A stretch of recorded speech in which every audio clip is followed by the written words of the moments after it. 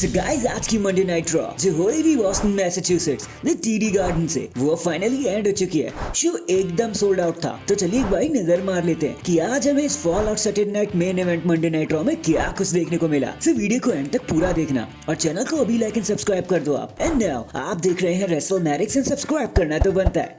तो शो की धमाकेदार स्टार्टिंग होती है the best in the world CM Punk से, जो रिंग में आते हैं एंड कहते हैं कि गाइस जरा ध्यान से मेरा नाम चैंट करना। क्या है ना कि यहाँ पर कुछ लोग हैं जिन्हें ये नाम कुछ पसंद नहीं है। खैर मेरा मूड जरा सा ऑफ है क्योंकि कुछ हफ्ते पहले मैंने सेथ को कहा था कि मैं तेरे बारे में जरा भी नहीं सोचता, लेकिन अब मैं जरा सोचने लगा हूँ, इसलिए मेरा मूड ऑफ है। लेकिन ये सिर्फ तब तक चलेगा जब तक हम एक साथ एक रिंग में नहीं आ जाते, एक पाउंड ऑफ फ्लैश नहीं ले लेते। देखो यार, सेथ ने लाइफ टाइम मुझे आइडलाइज किया है, बट क्योंकि अब वो रेसलर बन गया है, कुछ बूट्स पहन लिए, तो उसे लगता है वो मेरे जैसा बन गया है। लेकिन ऐसा कुछ भी नहीं है भाई, सीएम पंक बनने के लिए बहुत कुछ करना पड़ता है। बट तभी ऑडियंस में से सेथ रॉलिंस भी आ जाते हैं एंड कहते हैं कि मुझे लगा ही था सीएम पंक कि तुम ऐसे जरूर कहोगे, लेकिन मुझे लगता था तुम स्ट्रांग होकर आओगे, लेकिन तुम तो वैसे के वैसे ही वही सारी बातें कर रहे हो। तो पंक कहते हैं कि भाई तेरे लिए बहुत बढ़िया है, तू ना फैंस के बीच में ही खड़ा रहे, एक छोटा फैन बन के रह तू मेरा, वो तेरी असली जगह है। बट फिर सेथ एंड पंक बैरिकेड कूद कर एक दूसरे के सामने आते हैं और फाइट करने लगते हैं। सारे ऑफिशियल्स इन्हें रोकने की कोशिश करते हैं, बट आज तो जरा बात रुकने वाली नहीं थी। पंक एंड सेथ एक दूसरे को मारने लगते हैं, लेकिन फिर भी इन दी एंड ऑफिशियल उन्हें सेपरेट करने में कामयाब हो ही जाते हैं। फिर वही बैक स्टेज में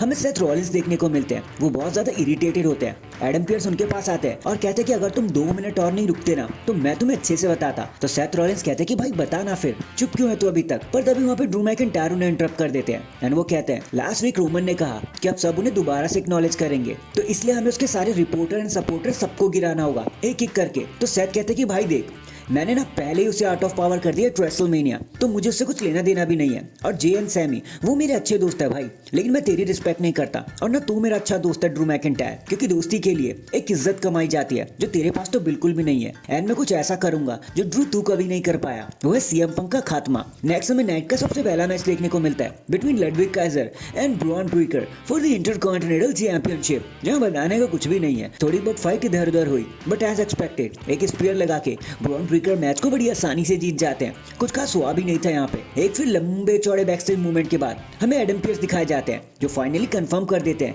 कि रॉ जब नेटफ्लिक्स पे जाएगा तो CM Punk and Seth Rollins एक दूसरे से फाइट करेंगे। जिसके बाद हमें तो वर्ल्ड चैंपियन लिव मॉर्गन दिखाई जाती हैं, जहाँ डॉमडम कुछ कहने की कोशिश तो करते हैं, लेकिन ऑडियंस उन्हें बोलने ही नहीं देती। फिर लिव मॉर्गन को सबके सामने आना पड़ता है एंड वो कहती हैं कि शायद आप लोगों ने सुना नहीं कि डॉमडम क्या कहना चाहते हैं। वो एक मेगाफोन लेती है और उसमें बोलती है वेलकम करो द ग्रेटेस्ट वर्ल्ड चैंपियन की, and this is the year of Monday night Morgan. And अभी तो बस शुरुआत है, आगे आगे देखो मैं क्या और स्टोरी चीजें करती हूँ, जैसे इस पूरे रोस्टर को डोमिनेट करना। जिसके बाद हमें रिया रिप्ली देखने को मिलती है एंड वो कहते हैं कि मॉर्गन चल अपना मुंह बंद रख, अब सुन मैंने एडम पियर्स से बात कर लिया है और उनका मानना है कि मैं अब भी नंबर 1 कंटेंडर हूँ, बस तो अपने टाइटल को गुड बाय कहने के लिए तैयार हो जा, क्योंकि उसके बाद तेरे पास सिर्फ एक चिकन डॉम डॉम ही बचेगा। एंड ये मूवमेंट यहीं पर खत्म हो जाता है। Liv Morgan and Dom Dom दोनों ही डर जाते हैं। फिर वही जैकी रेमंड सेथ का इंटरव्यू लेने पहुंच जाती हैं और उन्हें बताती हैं कि अब वो नेटफ्लिक्स में सीएम पंक से लड़ने वाले हैं जब रॉ नेटफ्लिक्स पर चला जाएगा। कि तभी Drew McIntyre and Sami Zayn वहां पे लड़ाई करने लगते हैं, ब्रॉल करने लगते हैं, लेकिन फॉर्चुनेटली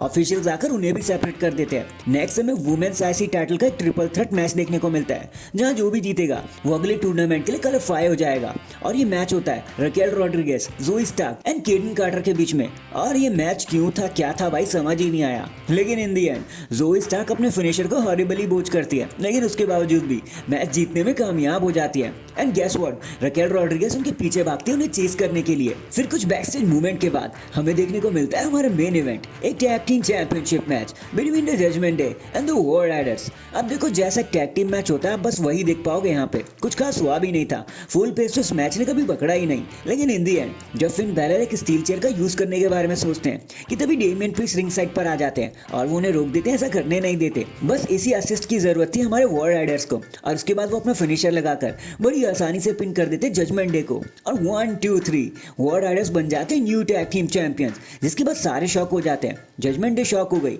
और वर्ल्ड राइडर्स ने रॉक किया एंड डैंग। इसी के साथ हमारा ये फॉल आउट शो यहीं पर खत्म हो जाता है। वैसे आपका आज के शो के बारे में क्या कहना था, इस मंडे नाइट के बारे में क्या कहना था, कमेंट करके जरूर बताना। एंड अगर चैनल पर नए हैं तो चैनल को अभी लाइक एंड सब्सक्राइब कर दो। बाकी मैं मिलता हूँ आपसे किसी और अपडेट के साथ, तब तक के लिए अपना ख्याल रखें और खुश रहें।